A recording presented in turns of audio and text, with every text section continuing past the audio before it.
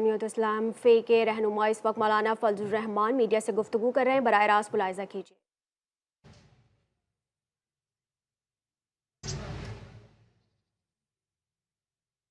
عوام سے ہمارا رابطہ اور ہمارا تعلق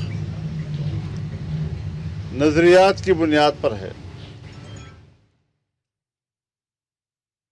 یہ ملک اسلام کے نام پر حاصل کیا گیا تھا۔ لا الہ الا اللہ کا نعرہ لگا کر لاکھوں مسلمانوں نے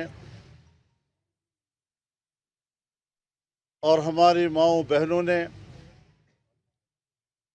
اس وطن عزیز کے لیے جانوں کی قربانیاں دیں، لیکن 75 سال گزر جانے کے بعد بھی ہماری جدوجہد کا محور یہ ہے کہ پاکستان کو ایک مکمل اسلامی مملکت کی شناخت دی جائے،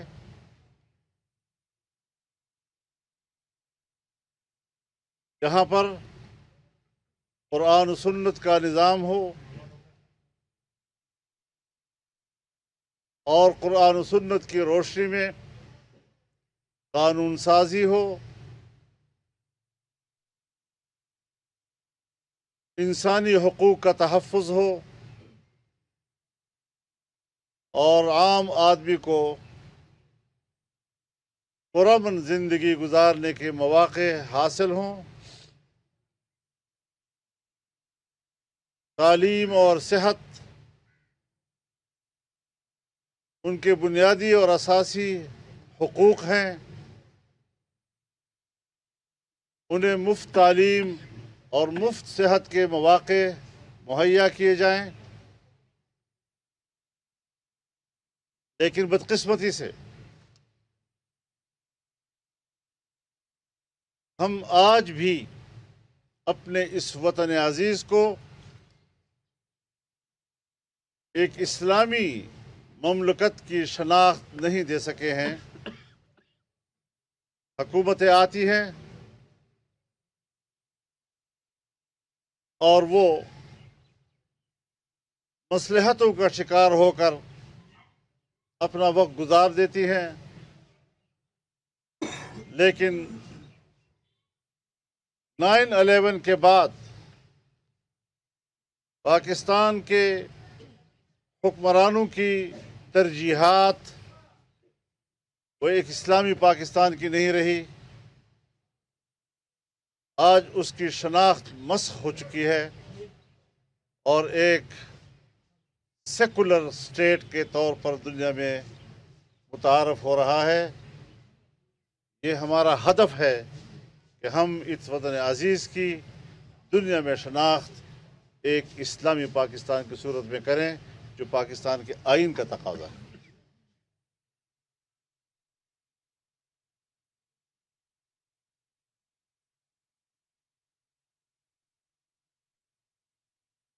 ہم پڑوسی ممالک کے ساتھ پرامن بقائے باہمی کے اصول پر زندگی گزارنا چاہتے ہیں۔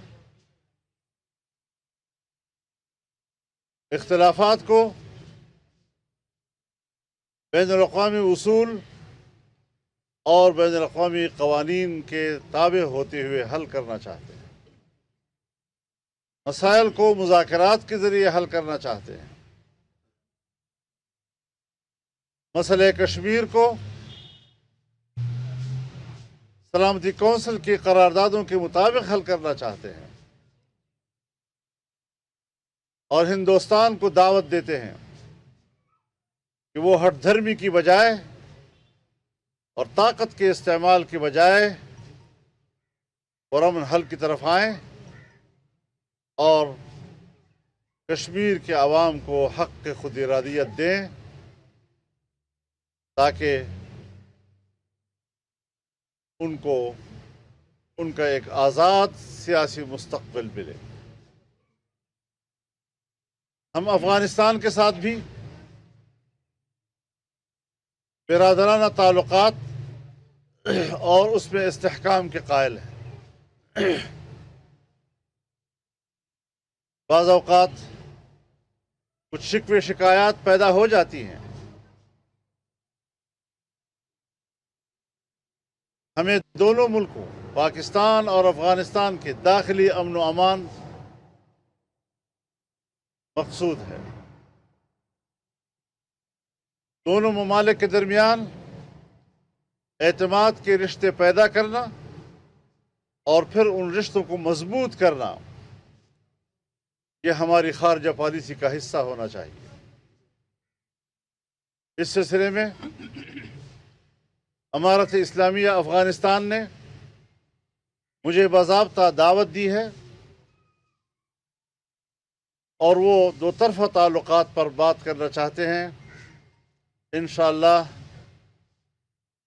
جو ہمارے کچھ الیکشن کے حوالے سے یہاں کی مصروفیات ہیں، اس سے تھوڑا فرصت ملنے کے بعد ہماری پہلی ترجیح افغانستان کا دورہ ہوگا اور امارت اسلامیہ کے حکمرانوں سے ملاقات ہوگی اور دونوں ممالک کے تعلقات میں اعتماد پیدا کرنا اور اس میں استحکام پیدا کرنا اور باہمی اعتماد سے اپنا مستقبل مرتب کرنا، یہ ہمارا اہداف ہوں گے۔ پاکستان کا استحکام افغانستان کی ضرورت ہے اور افغانستان کا استقلال یہ پاکستان کی ضرورت ہے۔ اس وقت ملک کے اندر امن و امان کی صورتحال دگرگوں ہے۔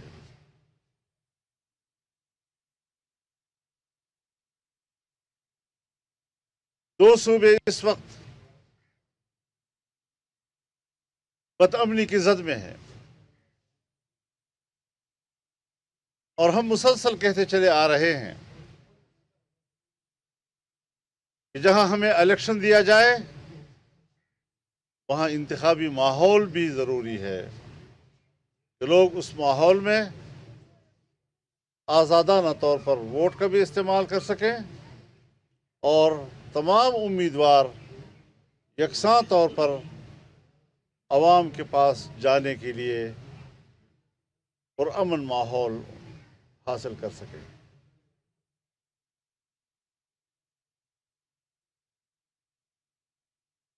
تو یہ ساری چیزیں اگلے الیکشن میں ہمارے اہداف ہوں گے۔ کوٹا کے انضمام کے بعد بظاہر انضمام کا تجربہ ناکام نظر آ رہا ہے۔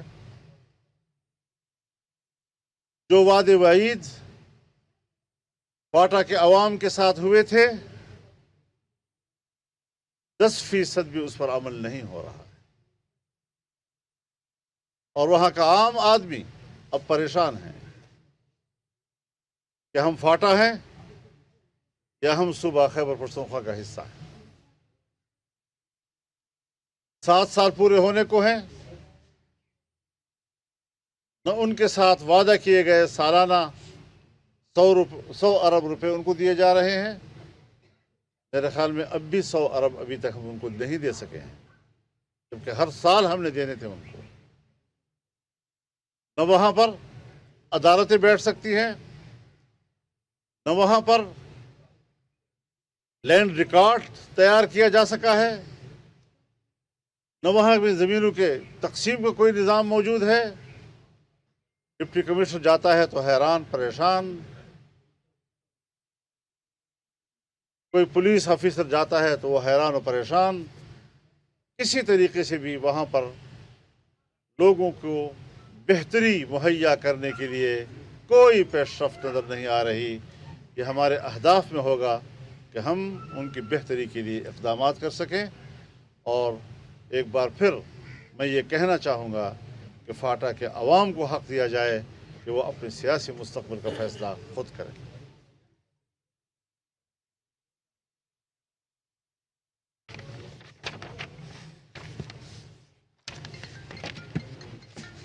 اس وقت اسرائیل فلسطینی باشندوں پہ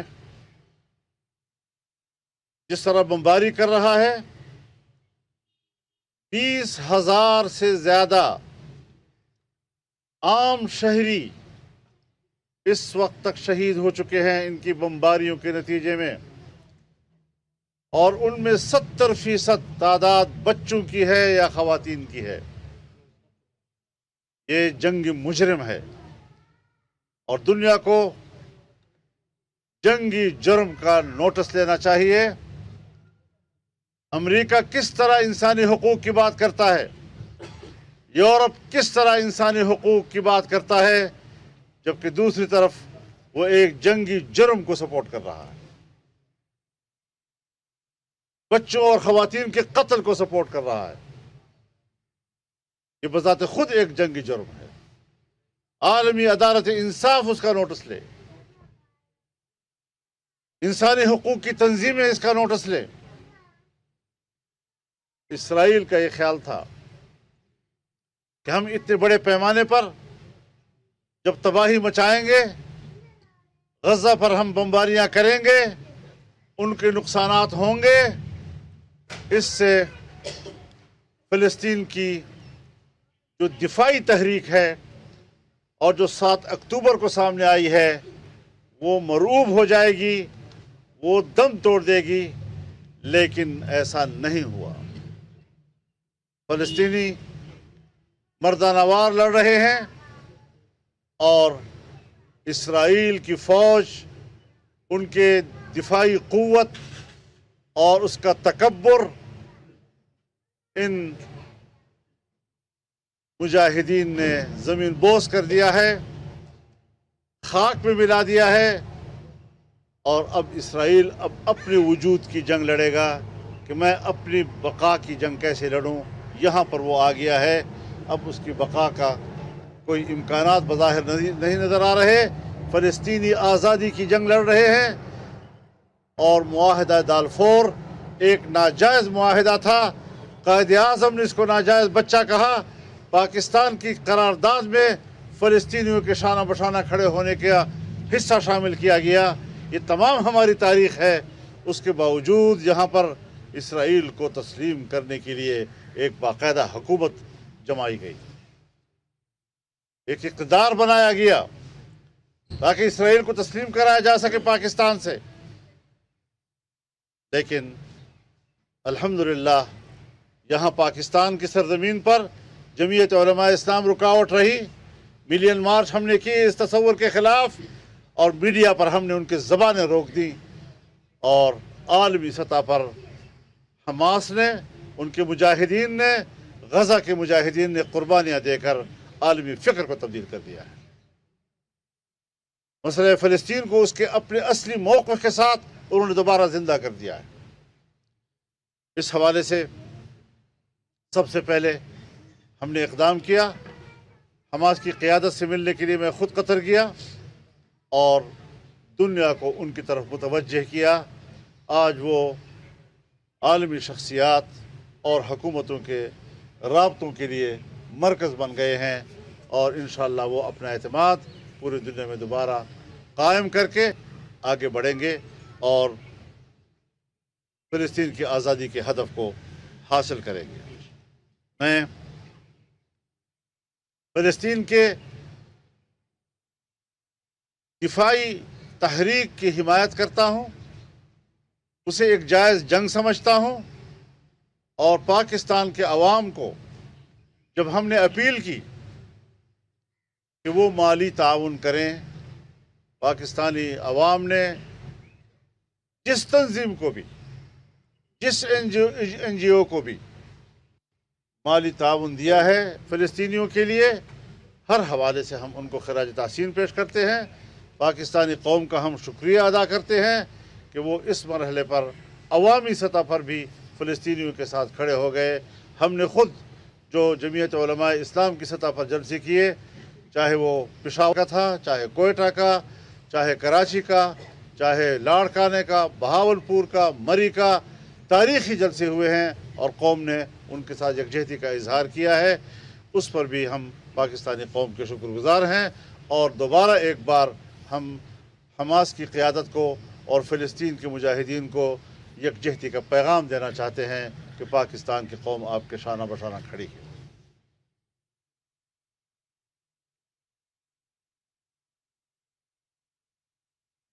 مولانا صاحب یہ بتائیے گا کہ آپ نے ابھی الیکشن کی بات کی، اسٹارٹ یہ الیکشن سے ہوا، بلوچستان سے ایک دردناک آئے ہوئے ہیں لاپتہ آپ کے پریس کانفرنس پہ آپ کیا کہتے ہیں؟ دوسرا یہ کہ ٹی ٹی پی کا بھی یہ موقف ہے کہ فاٹا مرجر کو ختم کیا جائے، آپ نے بھی آج کیا کر رہے ہو؟ میں نے بھی آج یعنی آپ نے کریڈٹ سارا ٹی ٹی پی کو دے دیا، اور میں آج خدا کا خوف کرو یار، یہ تو موقف ابتدا سے ہم نے لڑا ہے، پارلیمنٹ میں ہم نے لڑا ہے، میاں نواز شریف صاحب کی اتحادی ہو کر ہم نے اتحادی حکومت کے ساتھ اختلاف رائے کیا تھا، اور ہم اپنا موقف پیش کر رہے ہیں۔ آپ کس طرح ایک سیاسی محاذ سے اس مسئلے کو اٹھا کر دوسری طرف پھینک رہے ہیں؟ مجھے کسی صحافی سے یہ توقع نہیں ہو سکتی تھی۔ مولانا صاحب یہ بتائیے گا آپ نے الیکشن کے حوالے سے وہ ہم بار بار ان کے گھروں میں جا چکے ہیں، ان کے ساتھ ہم یکجہتی کر چکے ہیں، اور اس موقع پر ہم قائم ہیں کہ قانون کے حوالے کیا جائے معاملات کو۔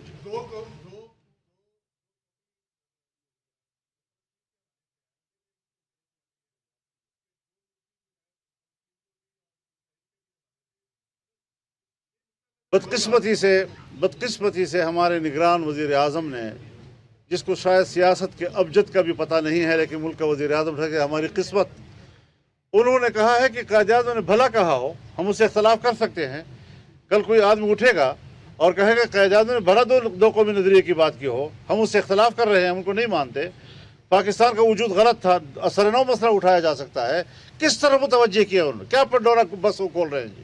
اب پاکستان ایک ملک ہے، ایک حقیقت ہے، اس وقت اختلاف رائے کا حق تھا، ایک جمہوری رائے تھی، بننے کے بعد اس کے وجود کا تحفظ یہ ہمارا فرض بن گیا، لہٰذا یہ چیزیں اسرائیل کے لیے دلیل نہیں بن سکتی۔ اگر اسرائیل کے لیے دلیل بنتی تو پاکستان کے قیام کے حوالے سے دو قومی نظریہ تو 1940 میں طے ہوا تھا، اس کے باوجود قائد اعظم نے کیوں کہا کہ وہ غلط ہے؟ پھر جب 48 میں وہ بنا اور قائد اعظم حیات تھے اور انہوں نے ناجائز بچہ کہا اس کو، تو وہ ساری چیزیں دو ریاستی تصور کو کی نفی کرتی ہیں۔ پاکستان کا ڈی این اے یہی ہے کہ وہ اسرائیل کے وجود کو تسلیم نہ کرے اور فلسطینیوں کے حق کو تسلیم کرے۔ حضرت یہ فرمائیں کہ آپ نے دو صوبوں میں کیا پاکستان کی تاریخ میں کبھی ایسا ہوا کہ لوگوں سے کاغذات چھینے جائیں؟ کی بیوی کے ساتھ جو ہوا، عثمان ڈار کی والدہ کے ساتھ جو ہوا، جو شاہد قریشی کے ساتھ ہوا، کیا کبھی ایسا بھی ہوا؟ یہ بھی لیول پلینگ فیلڈ ہونی چاہیے۔ میرے خیال میں یہ جہاں تک اصولی بات ہے تو یہ چیز غلط ہے، نمبر ایک۔ نمبر دو یہ کہ یہ فضا کیوں بنائی جا رہی ہے؟ پی ٹی آئی کے ساتھ زیادتی نہیں ہو رہی، پی ٹی آئی کو اس الیکشن میں پروجیکٹ کرنے کا پر کام ہو رہا ہے۔ یہ چیزیں ہم سمجھتے ہیں جی، ان چیزوں کو دوسرے پہلو کو بھی دیکھنا چاہیے کہ جو لوگ اس ملک پہ لائے گئے، معیشت تباہ کر دی گئی، اور آپ نے عوام کو اور ملک کی معیشت کو دیکھا کہ جس دن عدالت نے ان کے حق میں فیصلہ دیا، اگلے دن ہماری اسٹاک ایکسچینج -500 چلی گئی، -500 پہ چلی گئی۔ جب کل اس کے آگے 2 دن کے بعد پھر دوسرا فیصلہ آیا کہ نہیں نااہلی برقرار رہے گی، ہم 1500+ پہ چلے گئے دوبارہ جی۔ یعنی قوم خوف کھا رہی ہے، ملک کی معیشت تباہ ہو رہی ہے، وہ کو پتہ ہے کہ ملک کی معیشت کی تباہی ان کا ایجنڈا تھا، اور اگر دوبارہ آتے ہیں تو ملک کی تقسیم کا سبب بنیں گے اور کوئی نتیجہ نہیں نکلے گا۔ لہٰذا اس عنصر کے خلاف قوم کو ایک صف ہونا ہوگا، اور ان چیزوں پہ نہ جائے روزمرہ کے نظریاتی طور پر سوچے کہ یہ لوگ کون ہیں۔ کیا ایک آدمی بولے نا، حضرت یہ بتائیے گا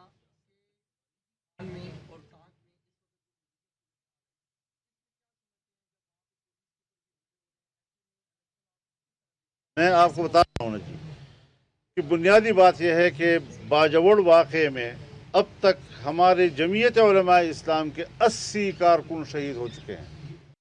ایک کارکن اس انتخابی مہم کے دوران زخمی ہوا یا شہید ہوا، اس کا ذمہ دار चीफ इलेक्शन कमिश्नर और चीफ जस्टिस ऑफ पाकिस्तान होगा। अच्छा मौलाना साहब इसी से मुंसलिक है 92 न्यूज़ से मैं इलेक्शन से, और जब हम ऐसी बात करते हैं